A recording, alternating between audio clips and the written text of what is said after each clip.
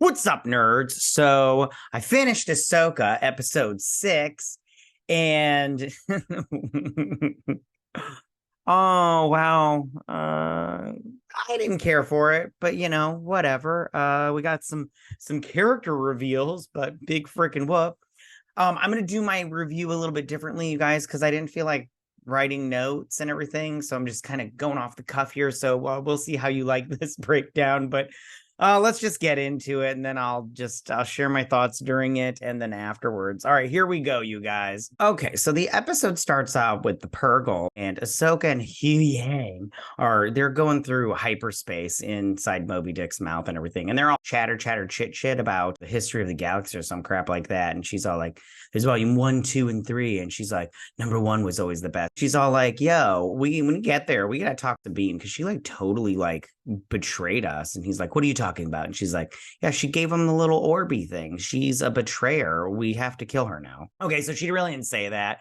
But I mean, they totally have to kill her though for betraying them. That's like just like the rule. Like, that's just the rule and everything. So, okay, and they mentioned the history of the galaxy. That was obviously a reference to the original trilogy, which we all know that the third one is the best, Return of the Jedi. Also, this is the only time in this episode that we see Ahsoka, and it's really annoying because the show is called Ahsoka, which I find just very just annoying all around. But at the same time, it's Filoni, so what can you expect? I mean, and plus, who cares? Because he obviously doesn't care either. But of course, Disney Star Wars nut huggers are all like, he said galaxy far, far away. Yeah, you're all trash. Okay, so the bad guys, they show up at this planet. Looks like Saturn, I think. Anyways, this is the home planet of Mrs. Nesbit's ancestors, the Dathmirium. And they're all talking about how the whales, the Purrgil, they would come to die here. They would travel through to die here. And that ring is made of like Purrgil bones, which is kind of gross. I wouldn't fly through it.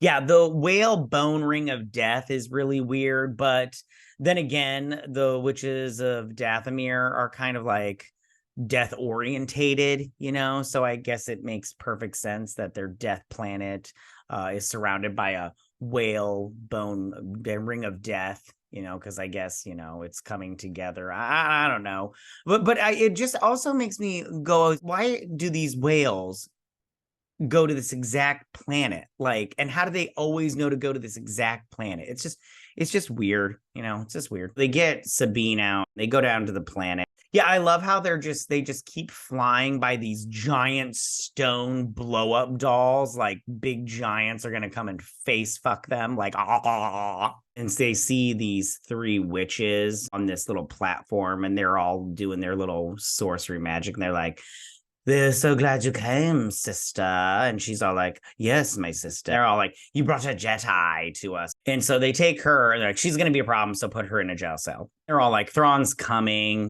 I do like the look of the Witches of Dathomir. I also really like how they're just like, "She's a Jedi, throw her in jail because she's gonna be a problem." And I also love it how after they're all like, "Thrawn is coming," and all you simps out there are like, "Oh, and now I'm coming." So Baylan talks to Hati, and he's all like, "There's something ancient here. Maybe we could start the Jedi Order again, but, in our image," kind of thing. I am curious to see where this is going with Baylan and his apprentice.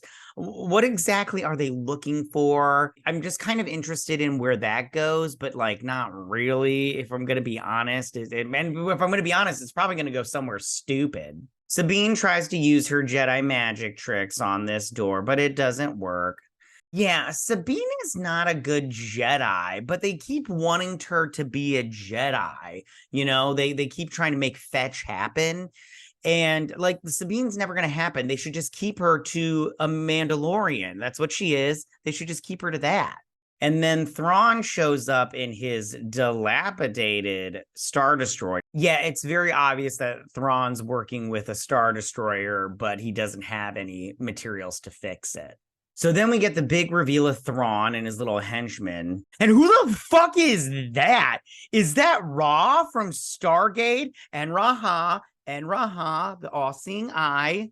So Thrawn shows up and he's, looking all like that's fake hair. He introduces his friends. He thanks the Night Sisters. And then they get ready because they're all like, we're going to get out of here. I have to say also the stormtroopers look very dirty. I mean, they mention it later on in this episode that they've lost manpower or whatnot because they're in a galaxy far, far away. But it's very obvious that they're trying to maintain a lifestyle that they just can't maintain forever, but very off-brand for the Empire, just all dirty and gross, which is what I always liked the Empire for, the fact that they were just clean and orderly. They bring Sabine Wren in, and he's all like, oh, Sabine, I see you now. And she's like, where's Ezra? And he's like, we're going to send you to Ezra. So she gets on this little dog wolf thing, which is, not cute at all, but they try to make it cute. And they talk about how there's nomads in there and everything. And they're going to try to take her stuff. And they let her ride off. And then he tells Baylan and Hati that they're going to go after her. And when she finds Ezra, they're going to kill Ezra and her. So then she's walking along and she gets attacked by some baddies and defeats them. And of course, you get a 10-pound woman beating up, 8 300-pound men with very, with ease. And whatever. So Thrawn's people are getting these caskets out of the catacomb. And they're going to use 3 cycles to get everything out. They're talking about how they're going to go home and everything. So as I said before, they are moving these like casket type things. I think that because they mention catacombs and they mention that this is, the birthplace of the Datherum or the home world of the Datherum, I do think those are Night Sisters in cryostasis. And I do think that they're going to bring the Night Sisters back to our galaxy, even though it's not our galaxy. You know what I'm saying? This wolf thing is totally simping for Sabine, and I don't understand why. And she finds this little, like, turtle guy talking to him in his weird language, and she's all like, you see this rebel mark? Take me to Ezra. And they're all like, gremlin that shit. Then these 2 wannabe Sith are trying to find Sabine, and they're talking about how this was an ancient civilization of the Datherum. He's talking about building something and how the Jedi misses the idea of the Jedi.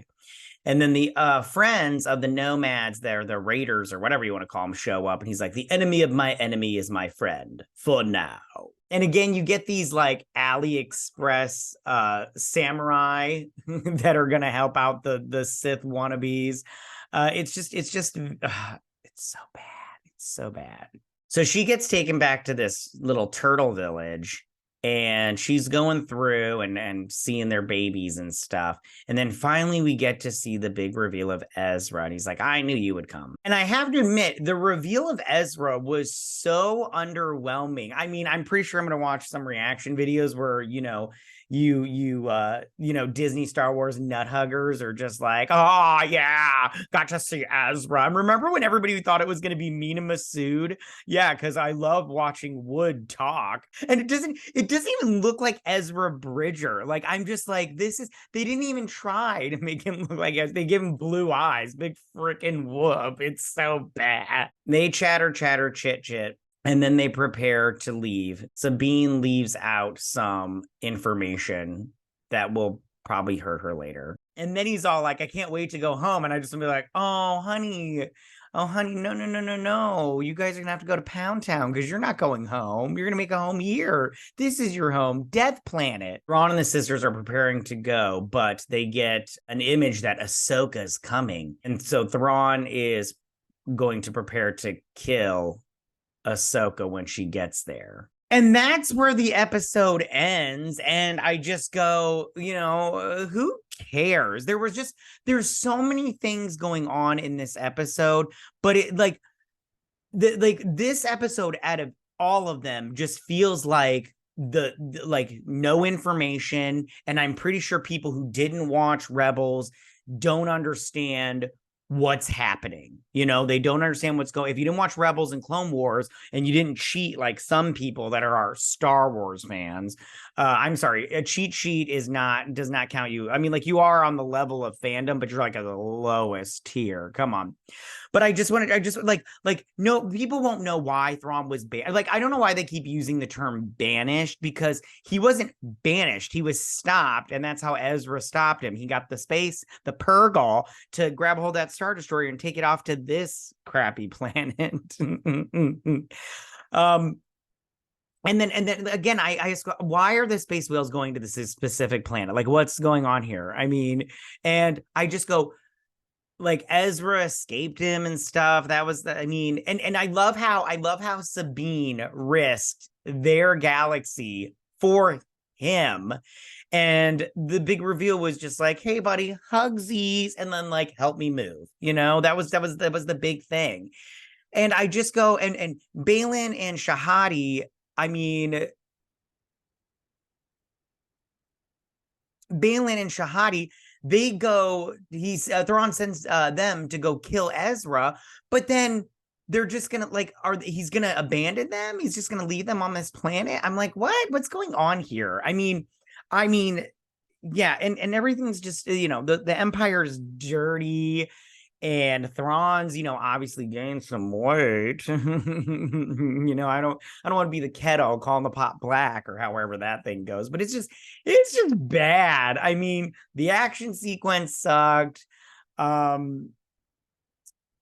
was, like, some of the exposition was okay. Like, I mean, it was fine. And I do like the look of the Witches of Dathomir, or these High Sisters, whatever they're called. I don't know, or Mother Sisters. What do they call them? I don't care. It doesn't matter. I don't care.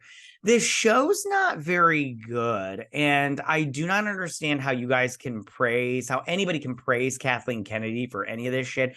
I don't understand how you can praise Filoni for any of this shit. And I definitely don't understand how anybody can like this and think it's good. Filoni is terrible. This is bad. I don't understand. Whatever. It's maybe he had to. Maybe he had to write this show to save face. I don't know. I don't know. It's just bad.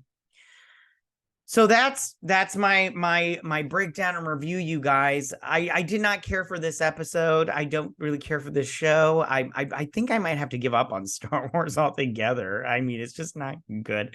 But yeah, that's my story, you guys. All right, so tell me what you guys thought about this episode. Did you like it? Did you not? If you liked it, first off, I'm jealous. You have no idea. I want to love Star Wars, especially these shows, but I can't. I just can't, and I don't. So I can't help what I don't like, and I can't like what I don't like. But if you like it, tell me why you like it, and just know that I'm jealous of you if you like the show. I really am jealous. I'm so jealous because I'm always like, next week I'm all like, maybe next week will be good. Maybe next week will be good, and I'm just like, I'm hoping because I want to come and watch this show and end it and be all like, yay. But really, like, this episode, I was like this half the time. I'm all like, well, hold on, you can't see my phone, but I was just like, what's going on?